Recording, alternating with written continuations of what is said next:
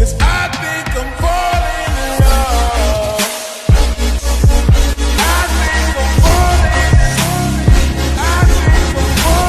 in love. What's up, guys? Welcome to today's video. It is a beautiful day here in Iowa. It is Thursday morning, and today I wanted to bring you guys a different style of video. I know when we've talked about training before, especially after coming off my injury with breaking my hand, there were a lot of questions, there were a lot of program questions, because I think if you guys have been following me for a while, you've seen me kind of go through like the CrossFit only phase where I was training for like Bodyweight down at Boynton, and we were hoping to put a second team together for regionals, and then kind of transitioned into weightlifting only, and I was prepping for weightlifting meets, doing very minimal CrossFit, but I still had aesthetic goals. Yesterday I posted this picture on Instagram and asked you guys what were your top questions that you had for me about my training, basically like how I'm training, what I'm doing, things like that, and there were so many questions, but I got a couple of common themes here. So the first one was kind of just talking about what I'm doing. Recently I switched over to having a weightlifting coach program for me 4 days a week. It's not a traditional 6-day-a-week Olympic weightlifting cycle, but that's where you guys had questions. So I'm gonna kind of show you guys today what a typical training session looks like with my weightlifting coach, Jared. He's here today. He's gonna be like doing some things along with me so you guys can kind of see how we interact, what he's looking for. And then, because I'm still not giving up on CrossFit, I'm integrating CrossFit and bodybuilding into this cycle. So it's kind of like this, a little bit of that. We're kind of just doing it all, and so I wanted to give you guys like a real life training experience of what I go through, and then also kind of like talk with you throughout the session about how I'm structuring my days, what I'm focusing on, how I'm recovering, and just touch on those topics that you guys asked in the Instagram question. So without further ado, let's just get right into the training session. So Jerry writes my weightlifting program. Austin writes the group class programming, but we're kind of discussing how I integrate both, and how do you, like knowing me, right? How do you integrate those like workouts for me throughout the week? Like, what's your thought process during the week on how I handle that? I mean, I think you used to be under a training plan that really just had a ton of volume, and a lot of just jamming yourself through a wall all the time. So I think the biggest thing that we've changed is different days have different basically time domains in terms of how long her conditioning is all the time. So her Mondays and Thursdays are usually shorter cardio pieces that are 10 minutes or less. Tuesdays and Fridays are anywhere from 10 to 20 minute cardio pieces. And then her Wednesday and Saturdays are much more, we call them like 65 to 70% efforts, slower, we say more conversational pieces with the cardio. And then, you know, in terms of the functional bodybuilding stuff that we do, Mondays and Thursdays are more lower body focused, or Tuesdays and Fridays are push-pull upper body focused, and then Wednesdays and Saturdays we attach a good amount of arm work, so some direct arm work, which is different than what a lot of people do. So that allows us to hit arms a couple times a week, push-pull upper body a couple times a week, and then lower body a couple times a week. Today, for example, we're about to do clean and jerk, which is a lot of lower body, and so you'll see, well, I'll explain the workout that I'm going to do later, but the time domain is what, 15 minutes for this one today? For you, you'll probably be around like 11 to 13, but okay. It's under 18 minutes for our classes. And I think that's like what he said, the biggest change that I've made so far is that I'm not, I mean, granted, sometimes with the Olympic weightlifting, it takes like 2 hours if I'm like really dragging with the squats and stuff, but like I'm not spending 2 to 3 hours every single day in the gym, and every other week I take 2 full rest days. So I'll skip the Wednesday's endurance day and just take the day off completely, but then the following week I'll do 6 days of training. Yeah, I think the biggest thing that we found is that we found a way for you to recover better. Yeah, you know? because that was one of the other questions too, is like how I'm recovering, and I honestly think obviously sleep, you know, like 8 to 9 hours of sleep, but then like just the volume decrease and the increase in recovery, like every week deep tissue, chiro, like Epsom salt baths, water, food, I mean the necessary recovery. And having 2 days a week where you know that you need to be able to keep a conversation during a cardio piece that's 30 to 40 minutes, I think it shows in everything with you. I mean, you seem more awake when you're training, you're happier to train, your mood is better when you're training, you're not like, I can't wait till, all right, I don't want to go to that next training. Yeah, it's so true. I think all that stuff's a lot better, so it's worked out well. Thanks! Love you. Love you.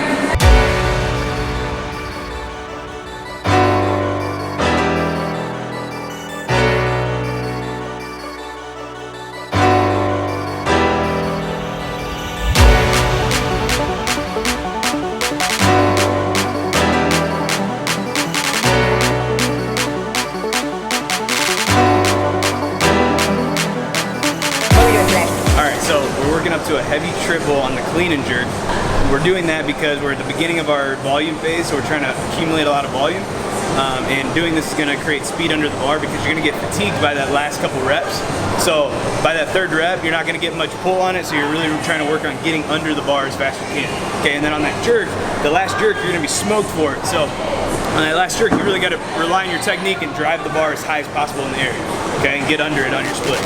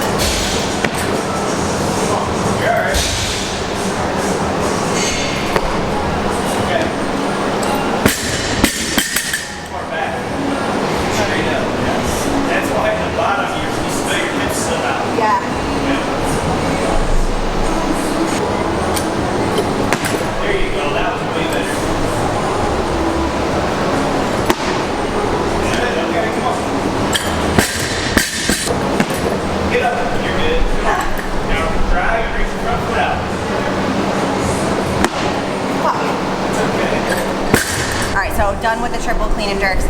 So like I said, on Mondays and Thursdays, we also have our front squat, cycle, and strict press. So each week, Jared prefers like a 5-pound increase, you would say, from what For you. For me. I do 10 on squats and I do 5 on. It's all based on your percentages, but 5 pounds is the smallest increment we can make. So. Our front squats are 10 by 5. We do those on Mondays and Thursdays. So what's kind of like the rationale? Yeah, like what's the reason? Because I flippin' hate them. Okay, so as you guys probably saw, we just got done doing a squat cycle when she was in a cast. And towards the end of that cycle, she was basically just going heavy all the time. Okay, so what happens when you go heavy all the time is you default to your strongest muscles, okay? Or your technique kind of defaults to your stronger positions. And you don't get to work certain muscle groups, basically. Certain muscle groups get neglected. Your technique maybe goes, isn't as good. So we're kind of taking a step backwards, all right? So if you think about it, we're doing 10 sets of 5 reps, okay? So that's a total of 50 reps. So we could do 5 sets of 10, right? And it would be the exact same amount of reps, the same volume essentially, right? If we use the same weight. But the idea is 10 sets of 5, you're gonna make sure that every 5 reps is perfect, right? If you were to do 5 sets of 10, I'll bet that like the first 5 reps look pretty good, and then maybe the second 5 or whatever after that might start progressively getting worse and worse, and your technique will start to go away. Trash, is that right, what you call it? Right. So like the last rep is usually like worthless. Like you maybe do a good morning or whatever, right? And you're basically getting back work that wasn't even programmed. Right? Sure. So this way, when we're doing 10 sets of 5, we're making sure that every single set is like perfect technique. And we're a ways out from wanting to like retest any maxes. Yeah. So as a side note, let's just give some appreciation here because my front squat was essentially a 20-pound increase. I PR'd it 5 pounds during the cycle, and then PR'd after at 230, which was literally just from squatting in a cast. So clearly it worked. She squatted what, 4 days a week, right? 4 days a week, yeah. 4 days a week, absurd amount of volume. So we have to take a step back because that kind of stuff is just not sustainable long term. Sure, and let's kind of just briefly touch on that too, because a lot of people were asking about the sustainability of a specific program and how to kind of do all these things at once. And so like Austin said, I'm not pushing myself into a wall every single day, and that's the biggest change I've made. So these higher volume days are only Mondays and Thursdays, whereas our lighter days, like we did on Tuesday, it was an easy session, neither one of us were dying, and it was just lower volume. So side note, Jared doesn't love that I do CrossFit during this, but I'm just not a weightlifter. Like, Jared is an elite Olympic weightlifter. Like, he is 100% weightlifter. I cannot force him to do a CrossFit workout. Even if I begged my life, he wouldn't do it with me. So then you have somebody like that where like you can do an Olympic weightlifting program and be fine and have to recover for that. But then you have somebody like me who like, I just enjoy CrossFit. Like, I like weightlifting, I like CrossFit, and I kind of want to do a mix of everything. When she broke her hand, I knew you couldn't do a lot of CrossFit stuff. Right. Or we knew that, and we just knew you couldn't do a lot of exercises in general. Sure. So that's why during that time I was like, we gotta do, you wanted to do something. You still wanted to work hard, right? Yeah. So let's just pound the squats because, it never hurts to have too strong of a squat, right? Yeah, helped him so much. I mean, I PR'd my clean. And we hadn't done any clean. Yeah, that's also saying something. I was not able to clean because of my cast for 7.5 weeks, like almost 8. And I came back and PR'd my squat clean at 200 after a CrossFit open workout, like the last 15 seconds of 18.2.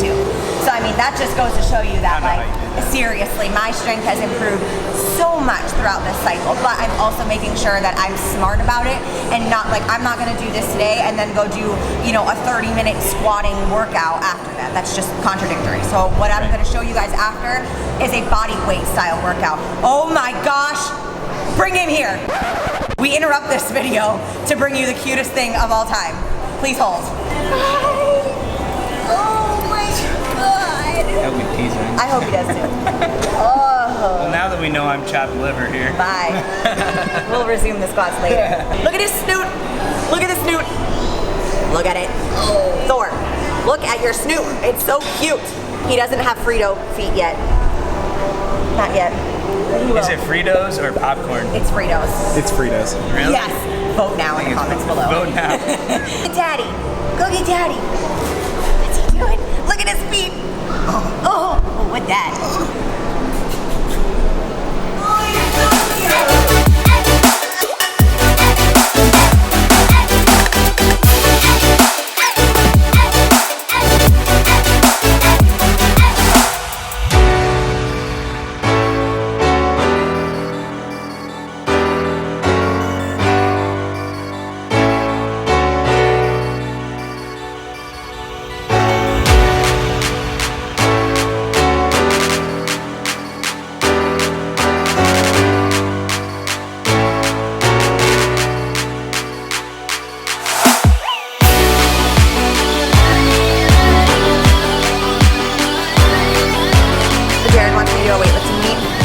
When is that one, October? October 26th. And he wants me to cut to 55. Wait, no, what's the way to get it for that? 55 kilos. Oh, that's right, 55 kilos. 21 or something? 120. Yeah, which is about an 8 to 9 pound loss. Which means all my gains are gonna go in the toilet. She can qualify. The idea is that we want her to qualify for the American Open in December, and the qualifying totals are lower at that weight class. But I think she can hit them at the higher weight class, but she doesn't think so. So this is really on her. Because he thinks I can hit the qualifying totals at a lighter body weight than I am right now, and I don't think so. But we're gonna see. Maybe, it's a maybe. Do you think I should do the weightlifting meet? Vote yes or no.